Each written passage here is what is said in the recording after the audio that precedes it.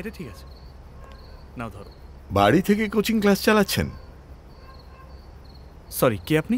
শুনেছি আপনি গরিব ছাত্রদের বিনা খরচে পড়ান। ছাত্ররা খুবই মানেও আপনাকে,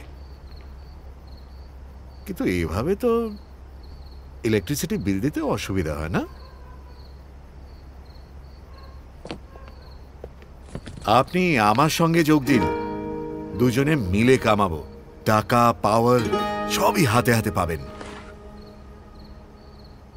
কিন্তু পাওয়ার তো আমার হাতেই স্যার। এই দেখুন,